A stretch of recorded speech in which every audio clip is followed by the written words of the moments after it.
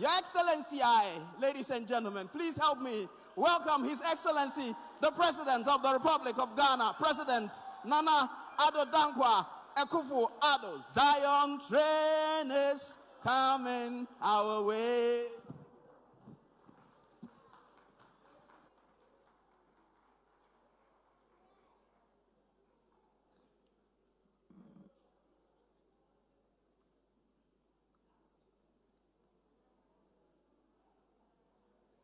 His Excellency Azali Assoumani, President of the Union of the Comoros and AU Chairperson, Her Excellency Victoria Tomega Dogbe, Prime Minister of the Republic of Togo, His Excellency Gervais Nidara Kubuka, Prime Minister of the Republic of Burundi, the Honorable Dr. Musalia Mudavadi, the Prime Cabinet Secretary and Cabinet Secretary for Foreign and Diaspora Affairs of the Republic of Kenya, the Honorable Addo Francisco Correa de Almeida, Senior Minister and Chief of Staff of the Republic of Angola, the Honorable Ronald Lamola, Minister of Justice of the Republic of South Africa, and the Honorable Mr. Laid Rabiga, Minister for War Veterans and Rights Holder, People's Democratic Republic of Algeria, Her Excellency Dr. Epsi Campbell-Barr, former President, Vice President of Costa Rica, and President of the Permanent Forum on People of African Descent, the Honorable Bell Ribeiro Adde, Member of Parliament and Chair of the All-Party Parliamentary Group for African Reparations in the Parliament of the United Kingdom, Her Excellency Dr. Monique Inananzanganawa, Deputy Chairperson of the African Commission, the Honorable Yao Safo Mafo, Senior Advisor to the President of the Republic, the Honorable Joseph Oseo Wusu, Member of Parliament for Bekwai and First Deputy Speaker of Parliament, the Honorable Shirley Ayoko Buche, Ghana's Minister for Foreign Affairs and Regional Integration, and other ministers and deputy ministers of state, Vice Admiral Seth Amwama, Chief of Defense Staff of the Ghana Armed Forces, Dr. George Akufo Dampare, Inspector General of Police, service chiefs, distinguished delegates, senior officials of the Presidency, the Dean and members of the Diplomatic Corps, fellow Africans and members of the African diaspora, ladies and gentlemen. Ghana is humbled by her choice as host for the Accra Reparations Conference, which is being held on the theme, Building a United Front to advance the course of justice and the payment of reparations to Africans.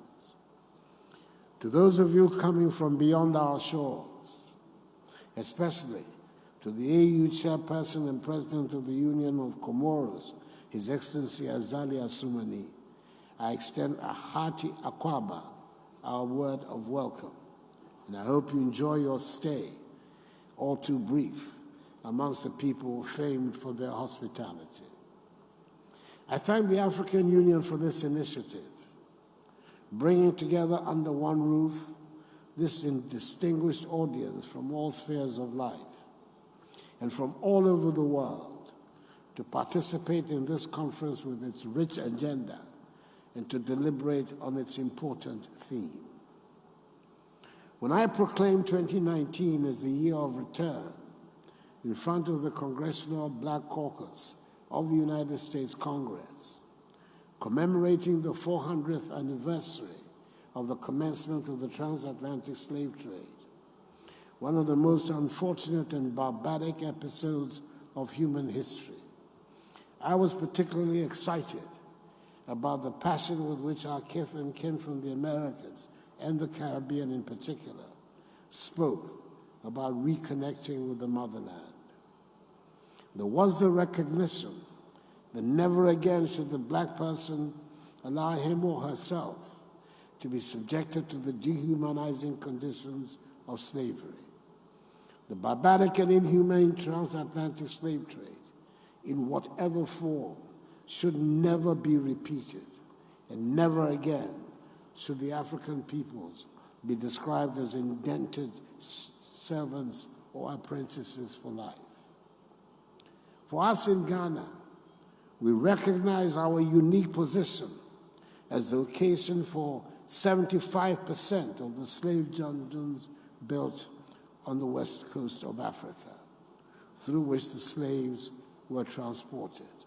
Indeed, Simon Newman, in his book, The West African Ethnicity of the Enslaved in Jamaica, says, and I quote, "Evidence suggests that the Gold Coast, now modern-day Ghana, was the largest source of Jamaican slaves who arrived, remained, and survived in Jamaica," unquote. Right from the day we attained our freedom and independence from British colonial rule on the 6th of March, 1957, the first sub-Saharan state to do so, we have always seen ourselves as owing a special responsibility to Africans in the diaspora. Not only do we believe that we have a responsibility to extend a hand of welcome back home to Africans in the diaspora, as we did in 2019 during the year of return, we believe the calls for reparations to Africa are just. Excellencies, ladies and gentlemen, it began with some 20 slaves from West Africa being forcibly sent in 1619 to the Commonwealth of Virginia in order to become part of the United States of America. It was the first of 36,000 voyages to and from Africa, which resulted in some 20 million Africans from Central and West Africa being sold into slavery in the Americas and the Caribbean. We're also told that 10% of this number, that is some 2 million Africans, lost their lives en route to their destinations, with the Atlantic Ocean serving as their final resting places. As if this was not enough, the continent had to endure centuries of being colonized by the same people who undertook the slave trade. The identity and personality of Africans were brutally assaulted, and the imprints of colonialism and imperialism woven deeply into the fabric of our lives. For many of the millions of the descendants of these unwilling travelers to the Americas, Africa remains a continent of deep emotions and unresolved questions. But what we do know is that the African peoples built and contributed to the success of the Americas.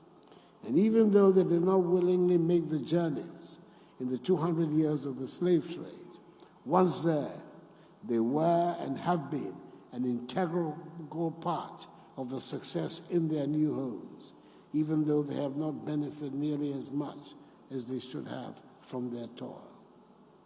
The effects of the slave trade have been devastating to the continent and to the African diaspora. The entire period of slavery meant that our progress, economically, culturally, and psychologically, was stifled.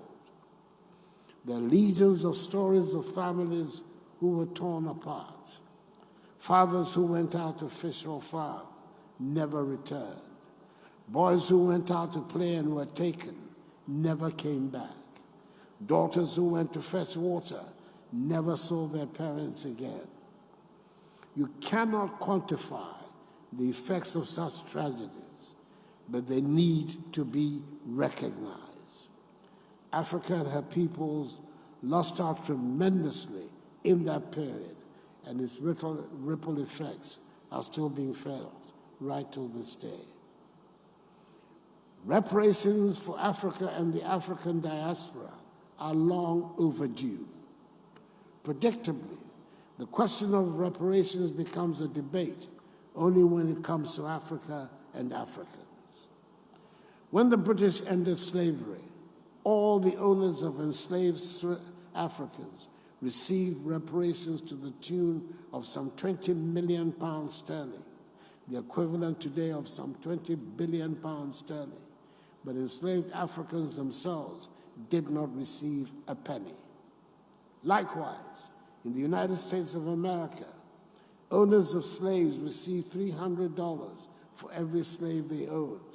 The slaves themselves received nothing.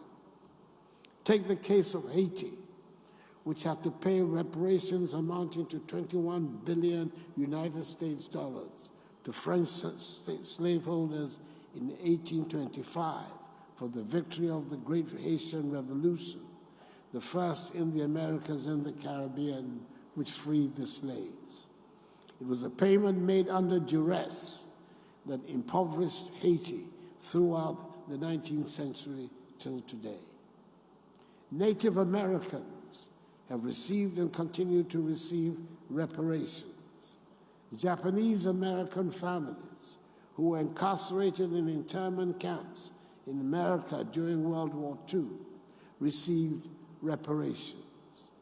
Jewish people, 6 million of whom perished in the concentration camps of Hitlerite Germany, received reparations, including homeland grants and support. So it is time for Africa, 20 million of whose sons and daughters had their freedoms curtailed and sold into slavery, also to receive reparations.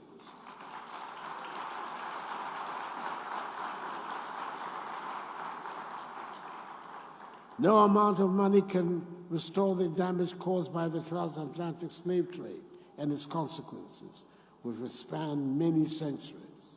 But surely, this is a matter that the world must confront and can no longer ignore. And even before these discussions on reparations conclude, the entire continent of Africa deserves a formal apology from the European nations involved in the slave trade for the crimes and damage it has caused to the population, psyche, image, and character of the African the world over. The Caribbean community, CARICOM, has unequivocally pronounced its demand for the payment of reparations. We in Africa must work together with them to advance the cause of reparations.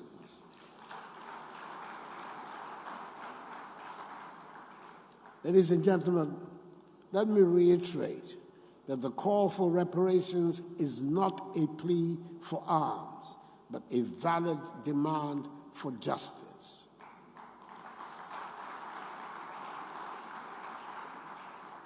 If reparations can rightfully be paid to victims and descendants of the victims of the Holocaust, so can reparations also be paid to the descendants of the victims of the slave trade. It has been 400 years. It has been 400 years, and we want to bring closure to this tragedy. Whilst at it, let me point out that the subject of reparations must go along with the matter of restitution. The initiative for the return and restitution of African cultural properties to the continent must also be a major issue of concern for all Africans. We must call for the return of African cultural properties that were illegally and shamelessly transported from the continent. This reconnection of the present and the past will also help to build new relations with the international community, especially that of Europe, which was principally responsible for the original theft of the cultural properties. Most of these cultural properties, when returned, will also offer Africans the opportunity to develop local knowledge of the technological, cultural, social, and aesthetic value of the objects. I'm aware that countries such as Senegal, Nigeria, and Benin have managed successfully to regain possession of some of their cultural properties that were illegally moved out of their territories.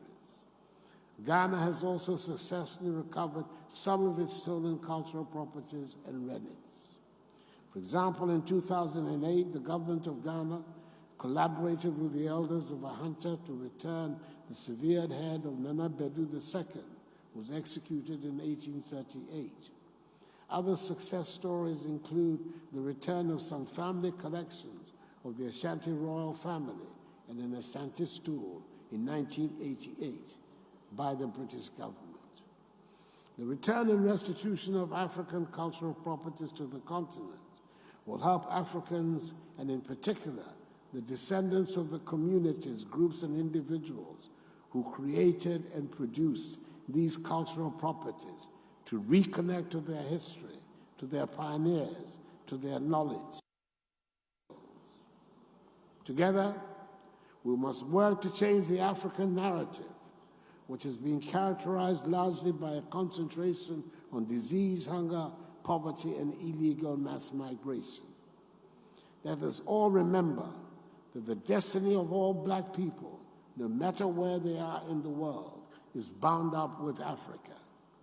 We should never forget the famous admonition of the celebrated Jamaican reggae star Peter Tosh, which I love to cite, when he said, "Don't care where you come from. As long as you are a black man, you are an African," unquote.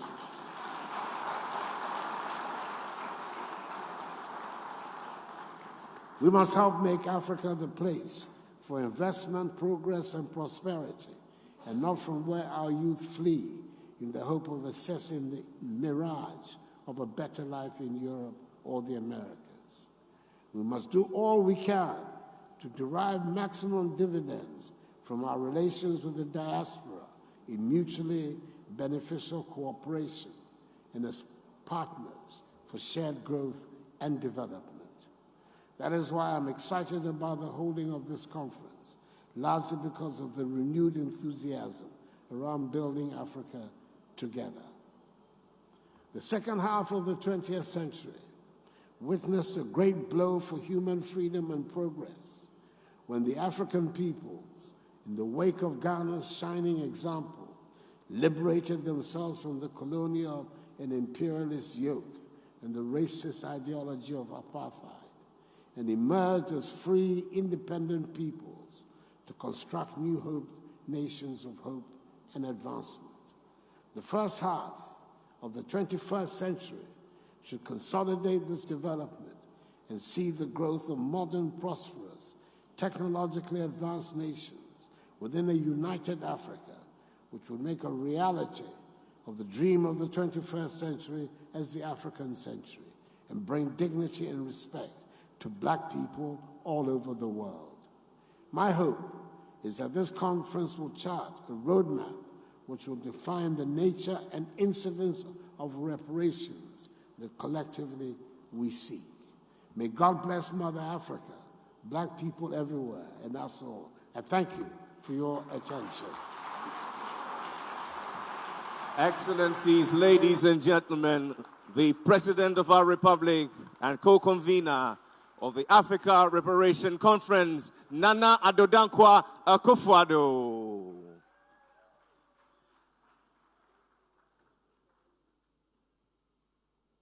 One more time, I ask that you put your hands together in celebration of the bold efforts,